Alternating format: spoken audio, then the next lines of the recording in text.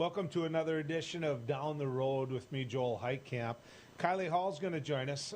She is the project manager with NDSU Center for Immunization, Research, and Education. Kylie, good to have you coming down the road with us. Thank you for having me on this Monday. How long have you had this job?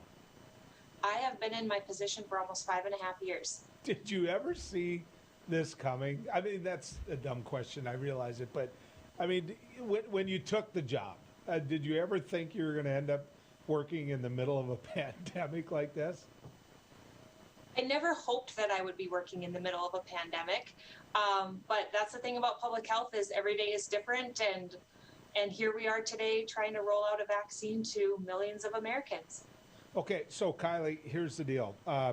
It's going out to emergency responders. Both you and I know people that are emergency responders. I know individuals that are on rural ambulance. I know people that are on rural fire department. When I spoke to one of my buddies that's on a rural fire district, a rural fireman, he got the shot. He took the shot. But a lot of his firemen that he serves with didn't. Are you hearing some of that out there? Yeah, we are. You know, I think it's normal for people to have questions about a new vaccine and really anything that they would put in their body. I think that it's up to us and really up to them to get the most up-to-date information about the COVID vaccine and make the decision for themselves whether the risks outweigh the benefits. In this case, for most people, I think the benefits far outweigh the risks. But we know we still have some work to do because we do have, people that don't want the vaccine yet. So we've got some work to do. I've hung out with a lot of these firemen, and if the argument is they're afraid of what they put in their body, they haven't always passed that test, Kylie. I'm just going to say that. How does the vaccine work? Yeah, so that's a great question. So this vaccine is a new type of technology in regards to we don't have any other vaccines that work this way. But how this vaccine works is it contains a piece of messenger RNA, or what we call mRNA. And so it essentially gives your body instructions for how to make a protein that is found on the surface of SARS-CoV-2, which is the virus that causes COVID. So we inject that little piece of genetic material into your body, your cells take it up, and then your cells say, oh, we're supposed to make this protein, and then they express the protein, and your body sees that protein and says, hey, that's not supposed to be here, and it creates an immune response. Now, your body will remember that immune response, and so if you ever see COVID in the real world, if you ever get exposed, your body already knows how to respond to it, and then you won't get sick. So you already have that immunity from the vaccine. Other vaccines work in that, it trains your body to see the disease, and then they have an immune response ready. This is just a different technology in that we're inserting that little piece of genetic material called mRNA into your body. I just have to say this. That's the best explanation I've gotten so far. I even could understand that one. Good, I'm glad. I mean, way to go, NDSU. And this comes from a guy that went to UND. So take that as the compliment. We'll take Bison fans from any corner of the state that we can get. So. There you go. So is there a difference? I mean, we got Pfizer, we got Moderna, we got, a bunch of them that are being approved. What's the difference between them when it comes to what you just described? Yeah, so both Pfizer and Moderna use the mRNA technology. There are other vaccines that are currently in phase 3 clinical trials that aren't yet available for use that use other technologies, but the two currently available in the U.S. both use that mRNA technology that I just described. Okay. In terms of, the amount of shots, do all of them take 2 shots? The two that are currently available both require 2 shots to be complete. The Pfizer vaccine requires that the doses be given 3 weeks apart or 21 days, and the Moderna vaccine, it's 4 weeks apart or 28 days. Okay. I've gotten calls from a number of people on my radio show that are saying, you know what, there were some side effects, and others that there were major side effects, and then some people that call in to defend the vaccine saying I had no side effects at all. Why is that? Yeah, so everybody responds to vaccines differently. That's the first answer. The majority of people will have very, very mild symptoms after the first dose, maybe more symptoms after the second dose, but still mild. So when I say mild, Most people, not most people, a lot of people will have injection site pain. So you had a needle stab you in the arm, you might have some pain there for a day or two. You might get some swelling or redness where that vaccine was administered. It's also common for people to have a slight fever or maybe a headache, some body aches. Those are good signs. That means your immune system is recognizing the vaccine and making that immune response. There are very few people that have more severe side effects. And when I say more severe, I mean it would be, debilitating headaches potentially or higher fevers. It's a very small percentage. And again, those are typically mild and they go away on their own within a day or two. I would contrast that with getting COVID. COVID puts people in the hospital. COVID, kills 0.6% of all people it infects. And so the vaccine side effects are very mild compared to what COVID can do to people. Are there people that you look at, you say, look, they just shouldn't be taking the vaccine? They fall into a category that, this is an individual that shouldn't be on the list. Yeah. So in the vaccine world, we call that a contraindication to vaccination. So people who shouldn't be vaccinated. Right now, people who shouldn't be vaccinated include people who are allergic to any of the vaccine ingredients. So if you've had a severe anaphylactic reaction to any of the ingredients in the vaccine, we wouldn't recommend that you get it. Similarly, if on your first dose, you had an allergic reaction, we wouldn't recommend that second dose. And then there are some other criteria that people can meet. So if you've had a vaccine in the last 14 days, we wouldn't vaccinate you today. We'd like there to be at least a 14-day window between vaccines. Similarly, if people have had COVID-19 antibody treatments in the last 90 days, we wouldn't want them to get vaccinated because that antibody treatment that they received when they were sick could interfere with your body's immune response to the vaccine. So we would want you to wait at least 90 days. But the biggest contraindication is just an allergy to any vaccine component or to a previous dose of the vaccine. So let's say the first shot, you have a reaction that would cause health officials to say, you know what, you shouldn't take the second shot. The report I've gotten is that the second shot is like the safety net, right? The first shot could get the job done. Correct me if I'm wrong. Believe me, I've been corrected when I'm wrong. But, if you go through that the first time and you have a reaction to it, number one, does that mean it didn't work? Number two, are you potentially covered? So we do have a little bit of data on people who only received one dose of the vaccine. So in clinical trials, they gave people a dose on day 0, and then at day 21 for Pfizer, or day 28 for Moderna, they gave them a second dose. There were people who got COVID in between those 2 doses of the vaccine in clinical trials, and they can look at whether they were in the vaccine or the placebo group. So we know that you do get some protection after 1 dose just by looking at where those cases fall, but you get the best protection if you get 2 doses because we're priming your immune system to see COVID, and then we're giving you a booster dose to boost that immune response. So we would suggest that everybody get their 2 doses at that recommended interval for best protection. Okay, that makes sense. I get that. So let's talk about people like myself who have had COVID. Should we be anywhere close to, I'm 59 years old. I've had COVID. Should I be anywhere near the front of the line, the middle of the line, or should I be one of the last people to get the vaccine? Yeah, that's a good question. I think it depends on when your COVID infection was and if you have any other underlying health conditions. So right now, the CDC recommends that people who have had COVID previously could delay that vaccination initiation until 90 days post-COVID. We know that reinfection is unlikely in those 90 days following disease. But I would, strongly recommend that people who have underlying conditions, whether it's diabetes or heart conditions, lung conditions, whatever it might be that makes you high risk, to take that vaccine when it becomes available to you. Someone who is 59 not knowing anything else about your health, while you're not at the top of the list, right now it's frontline healthcare workers and long-term care staff and residents, and then we're going to move on to 75 plus. You're definitely not at the front of the line, but when it becomes available to you, I would strongly recommend that you take it. Just because, you are at more of a risk than I am as a 30-year-old. Yeah. Just with your age. So.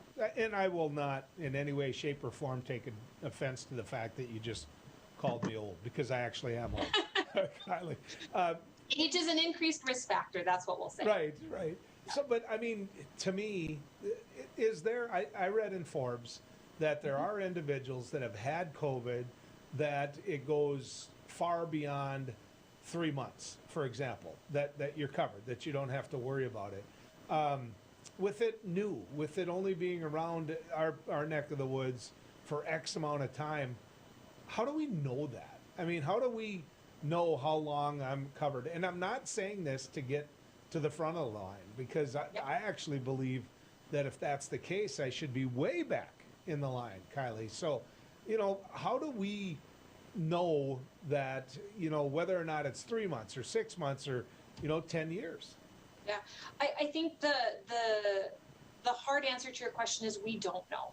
When we look at people who are originally infected and then get reinfected, we pool all of that data together, right? And so we're looking at reinfections from across the country, and we're saying, most of these people aren't getting reinfected in that 90 days. And then it's an interval. Some people get infected at 4 months, 6 months, 7 months. Right now, we don't even have a year's worth of data.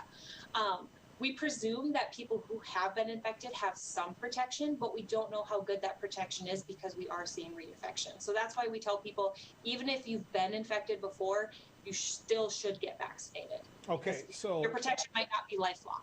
So 30 seconds, 20 seconds to answer this. You've got your last $10 in your wallet. When do we have everybody vaccinated to the point where life is normal? We have enough people vaccinated. I am hopeful that by fall 2021, we will be back to a more normal, and I will be attending Bison football games in the fall. You might be attending Fighting Hawks football games in the fall. That's what I'm hoping for. Okay. Kylie, thank you so much. I'm hoping that it's earlier, but you, like many of the experts, have told me that, and so I'm gonna just go with you. But I've been $10 short before. So, Kylie, thanks for coming down the road with us. Yeah, thanks for having me. Appreciate it. I appreciate it as well. We're going to head to Georgia after this. The president made some news over the weekend. This is a man who doesn't give up elections very easy. For me, I think he violated the law. We'll talk about it when we come back to Down the Road.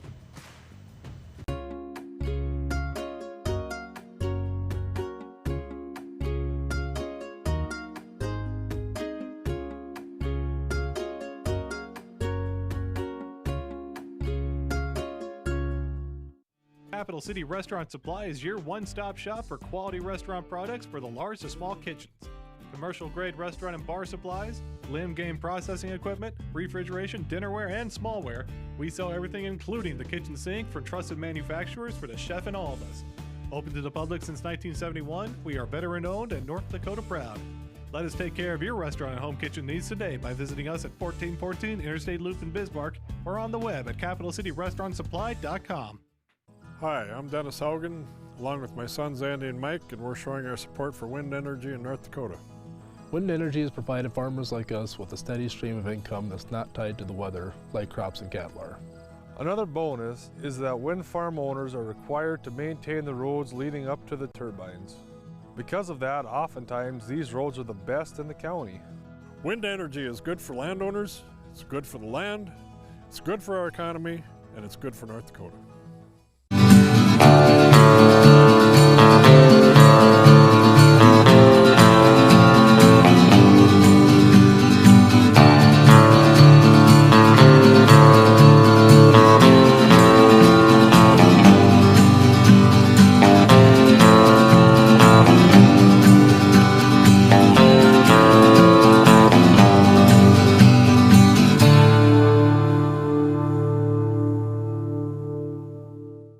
Are you a thrill seeker, sightseer, or day tripper? The Ford Bronco Sport SUV is built for you. Four Bears Casino is giving away a 2021 Ford Bronco Sport loaded with a ton of interior space, safari-style roof, smooth suspension for any terrain, and easy-to-clean surfaces. Qualify now just by playing your favorite slots at Four Bears Casino. Double points on Sundays. Also get in on Super Senior Wednesdays, slot turning Thursdays, and hot seats on Wednesdays and Thursdays. Spin into Four Bears Casino and Lodge for chances to win.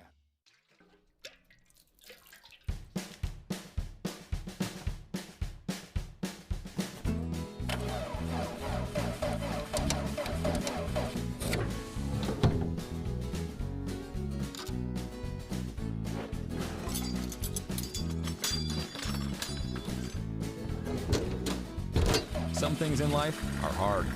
That's why banking shouldn't be. Cornerstone Bank.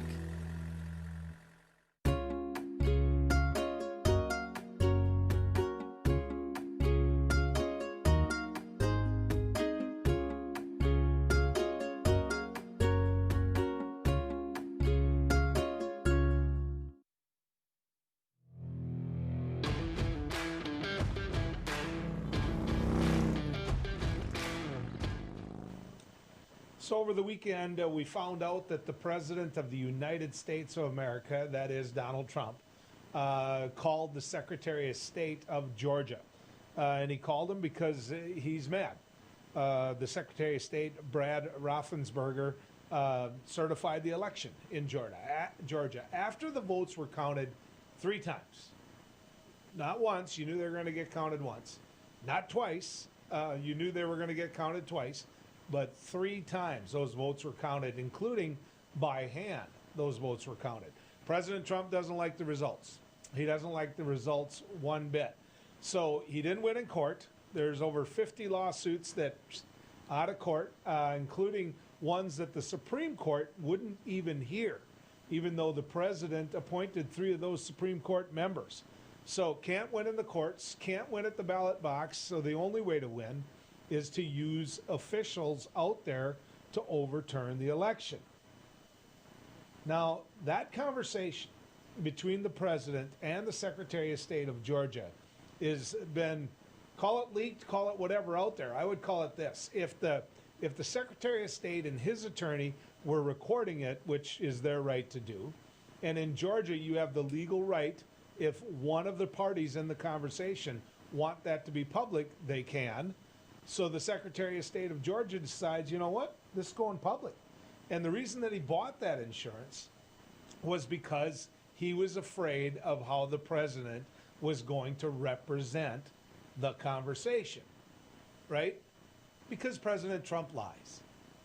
That's why the president lies. So what did the president of the United States do? He took to Twitter and he lied. And the Secretary of State of Georgia released the conversation, which is an hour long. And you know what? We've got some clips for you of what that conversation was. So please take a listen to clip number 1 for me, would you? We have won this election in Georgia based on all of this. And there's nothing wrong with saying that, Brad. You know, I mean, having a correct, the people of Georgia are angry. And these numbers are going to be repeated on Monday night, along with others that we're going to have by that time, which are much more substantial even. And the people of Georgia are angry. The people of the country are angry. And there's nothing wrong with saying that, you know, that you've recalculated, because the 2,236 and absentee ballots, I mean, they're all exact numbers that were done by accounting firms, law firms, etc. And even if you cut them in half, and cut them in half again, it's more votes than we need. Well, Mr. President, the challenge that you have is the data you have is wrong. We talked to the congressmen, and they were surprised, but they, I guess there was a person named Mr. Raynard that came to these meetings and presented data. And he said that there was dead people, I believe it was upward of 5,000. The actual number were 2 people that were dead that voted. And so that's wrong. That was 2. Well, 2.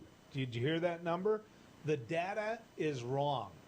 Now let's keep this in mind. The Secretary of State in Georgia is a Republican. Donald Trump is a Republican. So it isn't as though this is a partisan issue. Not at all. It's a putting your right hand to God and swearing to uphold the Constitution. That's what this is about. Brad Raffensperger is a man that put his right hand to God and swore to uphold the Constitution and is upholding the Constitution. President Trump has never worried about that. He believed that we elected a king. Now, let's get to a couple of the points there. 2 people had died who had voted. That's not uncommon, folks. That's not uncommon in one way, bit, whatever. You've got people who vote by absentee and then pass away before the general election. That's common. In this case, it was 2. It's not that hard to find out. In Georgia, you register to vote. Now, keep this in mind as well. The congressmen in many of these areas, in all of these areas that were elected, no one's contesting those elections. So you can have the president of the United States losing on a particular area, and you could have the congressman from that area that's Republican that wins. So if you're going to jimmy the ballot, then why wouldn't you jimmy it as you go down one step? The answer is because it's a fair and honest ballot. And he lost. In fact, he wants the Secretary of State to find him. Go and find me that number of votes that I need. Take a listen to this clip. They are shredding ballots, in my opinion, based on what I've heard, and they are removing machinery, and they're moving it as fast as they can, both of which are criminal fines, and you can't let it happen, and you are letting it happen. I'm notifying you that you're letting it happen. So, look, all I want to do is this. I just want to find 11,780 votes, which is one more than we have. So tell me, Brad, what are we going to do? We won the election, and it's not fair to take it away from us like this. And it's going to be very costly in many ways. And I think you have to say that you're going to re-examine it, and you can re-examine it, but re-examine it with people that want to find answers, not people that don't want to find answers. For instance, I'm hearing Ryan, and he's probably, I'm sure, a great lawyer and everything, but he's making statements about those ballots that he doesn't know. But he's making them with such, he did make them with surety, but now I think he's less sure, because the answer is they all went to Biden. And that alone wins us the election by a lot. So. Mr. President, you have people that submit information, and we have our people that submit information, and then it comes before the court, and the court then has to make a determination. We have to stand by our numbers. We believe our numbers are right.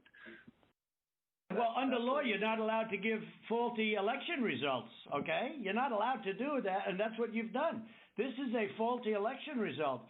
And honestly, this should go very fast. You should meet tomorrow, because you have a big election coming up, and because of what you've done to the president, the people of Georgia know that this was a scam. And because of what you've done to the president, a lot of people aren't going out to vote. And a lot of Republicans are going to vote negative because they hate what you did to the president, okay? They hate it. And they're going to vote. And if you would be respected, really respected, if this thing could be straightened out before the election. You have a big election coming up on Tuesday. I mean, look, you'd have to be a child to think anything other than that. Just a child. I mean, you have your never Trump or U.S. attorney there. How many ballots, Mr. Secretary, are you saying that were processed in? We had GPI thoroughly investigate that. This is Ryan Germany, we had our law enforcement officers talk to everyone who was there after that event came to light. The GBI was with them as well as FBI agents. Well, there's no way they could. Then they're incompetent. They're either dishonest or incompetent. Okay, there's only two answers: dishonesty or incompetence. That's a threat. That's exactly what that is. That's a threat from the president to the Secretary of State. Now, here's my point in all of this. That was supposed to be done kind of behind closed doors, just one Republican elected official to the other. And you know what? It got made public. And it should have been made public. It's absolutely ridiculous what the president is doing there. Absolutely ridiculous. And you know what? He lost. And when his attorney asked what they found, the president jumped in. And you know why? Because he knows by now what they found, which is nothing. That's what they found. And he didn't want that becoming part of the conversation. We're going to talk about this some more a little bit later in the show. But when we come back, Daryl Dorgan, he's got a complaint against the Attorney General of North Dakota. Let's visit with him right after this as we go down the road.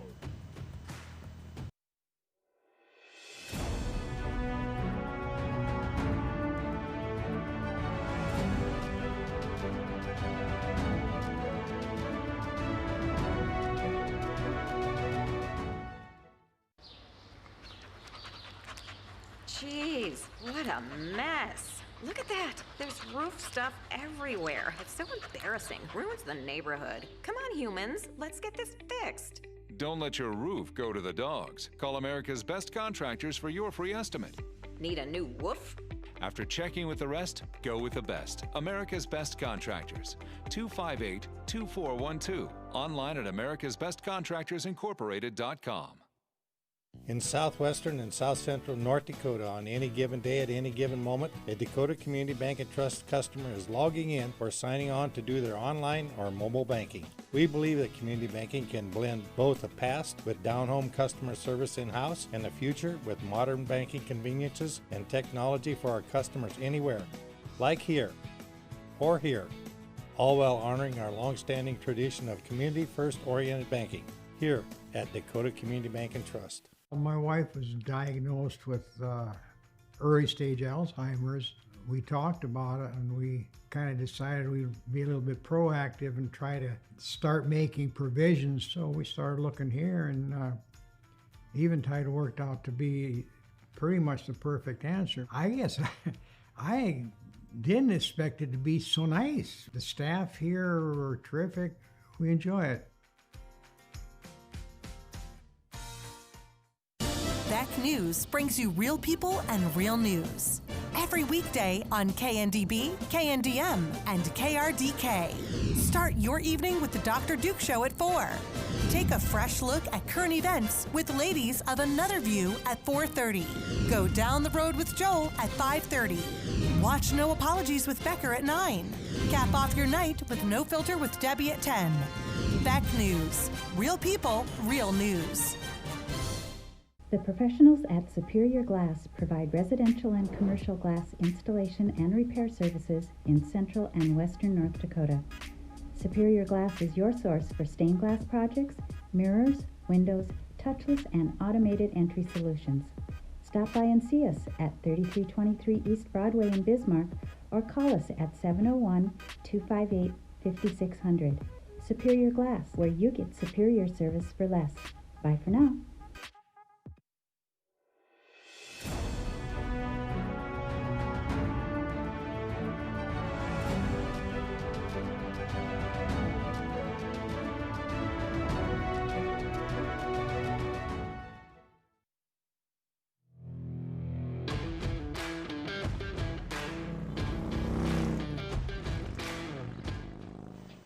This is a guy that it's going to be a lot of fun to go down the road with. I've known him for a lot of years. We're talking about a journalist, a documentary film producer. We're talking about a man who's had his own TV show for a number of years and has enjoyed the heck out of it and become scheduled viewing for me, and that is none other than the Daryl Dorgan. Daryl, good to have you coming down the road with us. It is good to be back. This is 2021, and this is great. We're at 2020. Stop and think about it. 2021 is your and mine. 1918 or 1936. 1918 was the great pandemic, the Spanish flu. 36 was the hottest, coldest, driest year in North Dakota. 2020, that was our 1918, 1936. We're done with it. It's behind us. My Christmas card this year, Daryl, has two pictures on the front. Each of my daughter's kids, they each have 3 kids, with their masks, holding up their signs of, off to kindergarten, off to 2nd grade, off to, 5th grade, whatever, off to 3rd grade, I should say, in some of these cases, in 4th grade, whatever. My point is this, on the back of the card, and they got their masks on, I think I said that. On the back of the card is the youngest of them all, Tess, with a look like somebody just stole their ice cream. And I said, I hope you have a great 2021. Then you flip it over and see Tess, because Tess is right about 2020. It was a bad year. It was a bad year, Daryl. And of course, it was an election year. And there was a lot of debate out there about whether or not the election was held fairly. And the Attorney General of North Dakota decided to deal himself a hand into that debate, which brought along a response from you. Talk to me about it. Well, look, first of all, Donald Trump won North Dakota by 65% of the vote, okay? And so we weren't in this game, but the Attorney General of the state of Texas decided, after 27 court decisions, had thrown these things out of court, that he would go ahead and he would file on behalf of the president to go to the Supreme Court and try and get the election in 4 states overturned and get a new election in those 4 states. In other words, to disenfranchise 4 million voters. The Republican Attorney General in the state of North Dakota, for some reason, decided to go along with this. And it made no sense at all. And this is the second time he's done something like that. I decided, no, enough's enough. So I filed a complaint with the State Bar Association. And lo and behold, got a letter back. They are investigating. You know, Daryl, you have a little bit of a history of this, being that check and balance when it comes to issues like this. You may win this, you may not win this argument, but the fact you brought the argument makes for better government. When you said, I just said no, what made you decide that? What made you say, you know what, I'm saying no to this one? Because, first of all, it's a misuse of state money. I mean, we got financial problems in North Dakota right now, and he's simply misusing time, money, something we don't belong in. If, for some reason, the Supreme Court had bought off on that argument, and everyone knew they weren't going to, you were, in essence, saying that we were going to allow Texas and other states, specifically Georgia, to go ahead and help us write our election laws in North Dakota. Doesn't work that way, okay? First of all, we're the only state in the country that doesn't have voter registration, and probably don't need it, don't want it. But so he got involved in this for no apparent reason other than to try and suck up to the president. That's it. And it was just time to say no. Plus, there was another incident that happened earlier. 17 Republican attorney generals filed and went to the Supreme Court to try and outlaw the remaining parts of so-called, quote, Obamacare. Okay, they did that in a time of pandemic. The Supreme Court has that argument right now, and they are looking at it. 20 million people in this country would lose their insurance during a time when we've had 348,000 deaths. So part of my complaint, I mentioned that I would like the Attorney General of North Dakota, as long as he's involved in that part of it, to go ahead and cancel his insurance right now. As long as nobody else needs theirs, he doesn't need his either, okay? Well, you mentioned cost. When we contacted the Attorney General's office, he wouldn't come on. He didn't want to come on. I think he didn't want to answer a tough question or two from somebody from a separate party than his party. But you mentioned cost to the state of North Dakota. They put word out that there is no cost to the state of North Dakota. BS. Why don't you agree with that? That's BS. You have to write briefs, filing costs. Not only that, he claimed when he did it that he had 140-some-thousand phone calls coming in, commenting on this, okay? I called the office and had a woman who didn't even say North Dakota Attorney General's office. She picked up the telephone and she said, and are you in favor or against us joining the Texas lawsuit to overturn the election in 4 states, okay? So we had one woman with a British accent, and she's quite highly paid, incidentally, working the phones full-time, apparently. And interestingly enough, someone from the State Bar Association called up there about something else and got the same answer. They picked up the phone and didn't say Attorney General's office. They were doing a poll on whether or not he was right to join this suit. So we know that we had people working on it. It's not a time to work on that kind of thing. You don't belong there, okay? He was just trying to play political with 17 others. Not only that, but if that's the case, if that's how you're going to decide whether or not we should be involved in a lawsuit, what stops me from calling 20 times a day, 30 times a day? Yeah. And not only that, there is a federal statute, I think it's Rule Number 7, which prohibits people like the Attorney General of North Dakota from filing frivolous suits, okay? And getting into the court system and costing everybody a lot of money. I am going to go ahead and file under Section 7, too, under the federal laws. We'll see what happens, okay? But there was state money used here. I have to ask you this, Daryl, because of the news over the weekend, and I've been talking about it today as I go down the road with everyone. Donald Trump, he puts the pressure on in Georgia. Did he violate the law? Yes, clearly, stupidly, okay? I mean, clearly he violated the law if you've listened to that tape. But, you can't help but understand what he's doing. And I love this old Thomas and Jefferson quote about, Any man who wants to be ignorant and free wants what never was and never will be. Go ahead, listen to the tape, and you be the judge. He's been running around the country now for 2 months. This election ended 2 months ago. He lost by 7 million votes, okay? So it ended 2 months ago, and he's been running around the country telling everybody he got cheated and it's really not over and that kind of thing. It is over. Thank God you've got a Republican Attorney General and a Republican governor in the state of Georgia who say, no, we're not going to fix this for you. We're not going to cheat. The law is the law. There's a lot of things that I, as a Democrat, can ignore, but the one thing I can't ignore is that the man can draw a crowd. And so Joe Biden's nominated, or not nominated, he's sworn in on January 20th. His administration starts that day. Donald Trump starts running around the country doing rallies saying, you know what, this election was stolen from me. How long does that happen? When do the Republicans call him out and say, look, you're no longer president. We need to govern. I mean, when do we finally get our country back from this man? Should have called him out about a month and a half, 2 months ago, okay?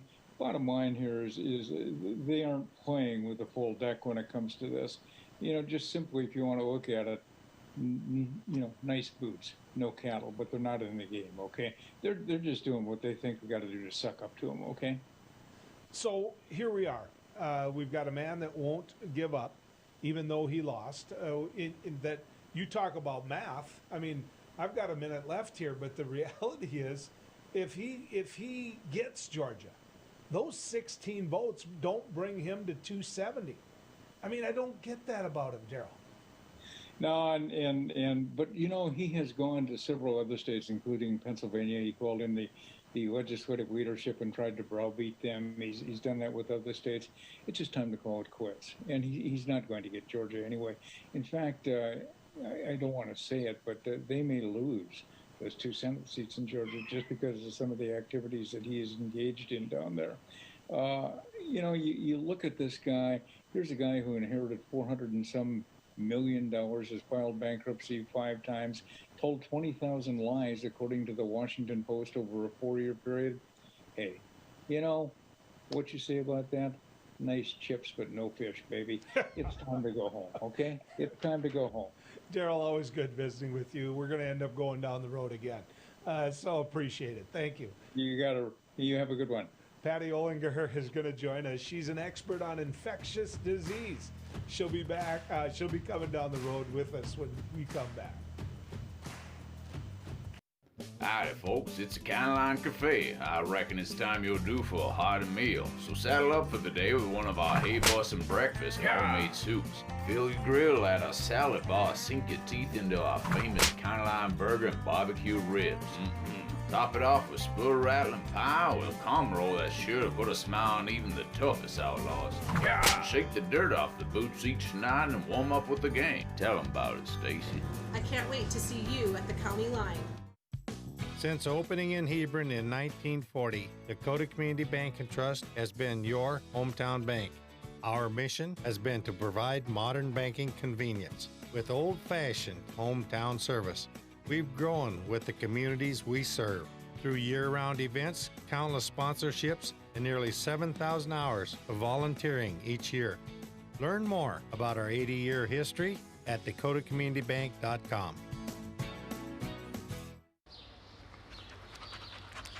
Jeez, what a mess. Look at that. There's roof stuff everywhere. It's so embarrassing. Ruins the neighborhood. Come on, humans. Let's get this fixed. Don't let your roof go to the dogs. Call America's Best Contractors for your free estimate. Need a new woof? After checking with the rest, go with the best. America's Best Contractors. 258-2412. Online at americasbestcontractorsincorporated.com. For the greatest selection and full menu offering, it's the Four Seasons Restaurant and Ice Cream Parlor in Garrison. Succulent sandwiches, big breakfasts served all day, and delicious desserts. Easy access in and out for campers and RVs. The Four Seasons Restaurant at the top of Main Street, Garrison.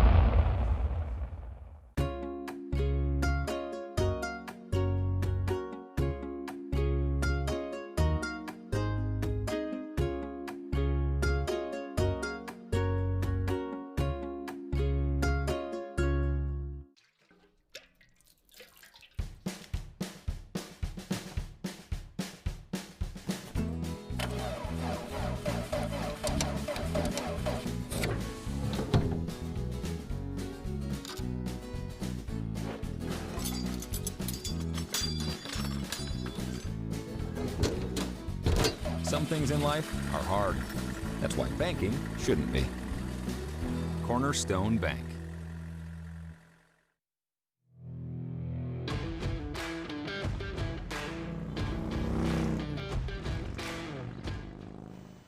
Welcome back to Down the Road. Most of us have gone to school, whether or not you're still going to school. So you understand the phrase, have you had your shots, right? Did you get your shot for smallpox? Did you get your shot for measles? Because here's the thing, the schools have to accept everyone. It's called a public school.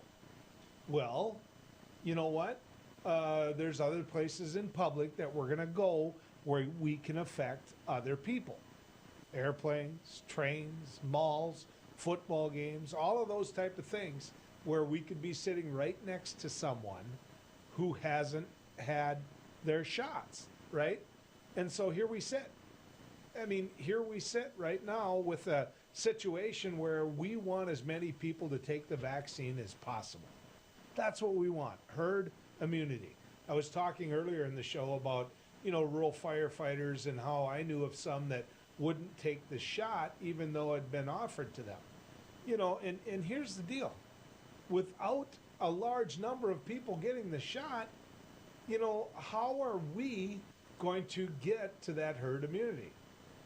How are we going to get to that? That's the big struggle, okay?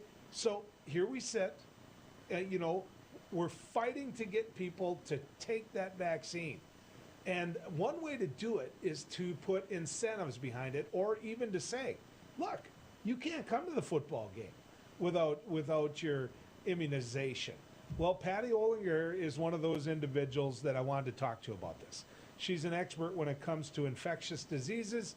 Patty, welcome to Down the Road. Thank you. Happy New Year. Happy New Year to you. I know that there's a lot of people out there looking at ways to stop people from getting into the general public unless they've taken the vaccine. Do you think that's right? And could you give me some examples? I think what we're going to see is at least the short term, where when the vaccine starts rolling out, that you're going to, like for instance, international travel, there are going to be some countries that are going to say, if you want to come and visit my country, you're going to have to show immunization. And that's not anything that's necessarily new. It's just that the scope and scale of what we're dealing with here is so much larger than anything before. What we're also seeing, and I've been on calls about it, looking at going to, let's say, a convention, going to, like you had mentioned, a sporting arena, being able to show that you have had testing recently for COVID-19 or the vaccine will allow you to gain entry much sooner than, or even gain entry than we have in the past. I think you're going to see healthcare facilities. Right now, they're highly encouraging them, but like the flu shot in many hospital systems, if you don't get your flu shot every single year, you will not work there unless you have medical reasons why you cannot take that shot. So we're going to see some things, I think, going forward that for some people it's really hard to accept. I thought of Hawaii right away. You know how if you go to Hawaii during all of this, before the vaccine ever came out, you had to self-isolate for 14 days or you weren't going to go out into Hawaii. And of course, Hawaii, you want to talk about a larger confined space, it's an island, or it's a number of islands, and you're not getting them off them. So it totally made sense to me. Now, there's some individuals in the industry themselves that are offering or going to be offering apps and other ways to make sure you can communicate that. Have you been following that, Patty? Yeah, actually I have. I actually have been on the international committee to talk about some of the travel aspects, and the Common Pass is one of them that you hear about. And it's where a lot of the airline industries are actually looking at it, and some of the major airports, because what that allows you is that you upload your information, and let's say from your medical provider that you have had, your vaccine, you get a QR code so that when you go to the airport, you go to the customs, it says, hey, I have gotten it. A colleague of mine just received his vaccination, and he actually received a QR code for his vaccination. My two sons are surgical residents. They just received their vaccines, and they were given a card. They didn't get a QR code, but they were given a card which indicated that they had received the vaccine. So those apps actually help us. And I talked to somebody recently, and it's like, you know, on one hand, everybody's like, oh, but that's personal information. We're already using our phones for a lot of our personal information. Think about all the banking that we do nowadays, or the purchasing. But then the other part of that is, how many of us have sent our kids off to college, and, you know, the first thing is, oh, do you have your immunization records? And it's like, oh, good Lord, where are they? Yep. So that will make life a little easier if we can accept and believe in the protection of our personal information. That's something we all went through. I mean, we had to show evidence of going through immunization before, period. Yeah. Plain and simple. So I don't understand what the stretch is. Now, is it overkill in this sense that, say I've been immunized, right? I'm sitting in a seat next to you on a plane and you haven't been. What threat, what danger really are you to me? So there's a lot of question, you know, with regard to, can you still become infected, but yet you have such a mild case that you can transmit the disease? I mean, and you get immunized today, how long is it going to take before you're actually, let's say, immune? And so there is a period of time, and I've heard anywhere from a month to 2 to 3 months, that you actually become, you know, safe. And so there is this waiting period that is going to happen. You know, the airline, you know, I'm learned more about airlines than I have in the last couple of months. Airlines are actually pretty safe areas to be because of all their filtration systems that they have in place, and the cleaning procedures that they're putting in place, and also the requirements for people wearing masks and everything. And so, you know, it's more of where you're going and the requirements of where you're going, whether it's to another country. And like you had indicated, like Hawaii is a great example, where you either self-isolate when you get there, or you have to test before you get on the plane, and they actually test you when you get off the plane. Okay. So it's a pretty tough, you know, process to go through. Without this, will we ever be back to normal? I mean, my example is this. Okay, in my world, in the media world, we're doing things like this and interacting in this way we never did before. I mean, we never did TV this way before. I've done national media where I've sat just like we are right now and been on where I never would have had the opportunity to do that, you know, be on the East Coast that quick without it. And so are people going to make the argument that, look, it's done, the masks are off, it's gone, there's enough of you that have it, I don't need to take the shot? Do you see what I'm getting at? Are we ever going to get back to normal where we're not wearing masks or pressuring each other for this? I think it's going to take some time. Will we eventually? Yes. You know, but it will take some time. You know, just the logistics of getting, let's say, the entire population or a large portion of the population here in the United States immunized, as we're seeing, logistically, it's going to take some time. And so we will get there, but I don't think it's going to be next month. And I think, you know, it's this new normal is just going to take time. It's also back to our own personal behaviors of, you know, just, you know, being prepared. Okay, Patty, I'm asking everybody this, so I'll ask you too. In the last 20 seconds, last $10 in your purse, are you going to bet that by summer we've been vaccinated and we have life normal? I think we're going to have a large portion of people that are vaccinated or in queue. I think it's going to be next fall before we start seeing some normalcy. Boy, all these experts are driving me nuts because you know what? You agree, which is scary for me, Patty. Thanks for coming down. Thanks for coming down the road with us. I appreciate it. All right.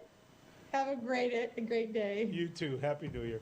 When we come back, we're going to talk about Georgia. We're going to talk about the president. We're going to talk about, I'm going to use the word bully, even though it's a little grade school word, whether or not he's a bully, right after this as we go down the road. Howdy, folks. It's a Caneline Cafe. I reckon it's time you're due for a hearty meal. So saddle up for the day with one of our Hey Bossin' breakfast homemade soups. Fill your grill at our salad bar. Sink your teeth into our famous Caneline burger and barbecue ribs. Top it off with spoon-rattling pie with a calm roll that's sure to put a smile on even the toughest outlaws. Shake the dirt off the boots each night and warm up with the gang. Tell them about it, Stacy. I can't wait to see you at the county line. Hi, I'm Dennis Haugen, along with my sons Andy and Mike, and we're showing our support for wind energy in North Dakota. Wind energy has provided farmers like us with a steady stream of income that's not tied to the weather like crops and cattle are.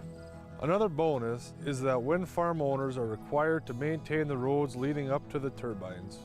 Because of that, oftentimes these roads are the best in the county. Wind energy is good for landowners, it's good for the land, it's good for our economy, and it's good for North Dakota. Capital City Restaurant Supply is your one-stop shop for quality restaurant products for the large to small kitchens. Commercial-grade restaurant and bar supplies, limb game processing equipment, refrigeration, dinnerware, and smallware. We sell everything including the kitchen sink from trusted manufacturers for the chef and all of us. Open to the public since 1971, we are veteran-owned and North Dakota proud. Let us take care of your restaurant and home kitchen needs today by visiting us at 1414 Interstate Loop in Bismarck or on the web at capitalcityrestaurantsupply.com. My wife was diagnosed with early stage Alzheimer's. We talked about it and we kind of decided we'd be a little bit proactive and try to start making provisions. So we started looking here, and Eventide worked out to be pretty much the perfect answer. I guess I didn't expect it to be so nice. The staff here are terrific. We enjoy it. The professionals at Superior Glass provide residential and commercial glass installation and repair services in central and western North Dakota. Superior Glass is your source for stained glass projects, mirrors, windows, touchless and automated entry solutions. Stop by and see us at 3323 East Broadway in Bismarck or call us at 701-258-5600. Superior Glass, where you get superior service for less. Bye for now. Now is the best time to plan for your 2021 farm equipment needs. North Dakota-based Summers Manufacturing is currently offering early order savings. Take advantage of big savings on North America's broadest tillage line, including the Super Kohler Samurai and the innovative VRT Renegade, as well as the best built, best backed land rollers in the industry. Talk to your Summers dealer today or go to summersmfg.com to learn more about early order savings available on all Summers equipment.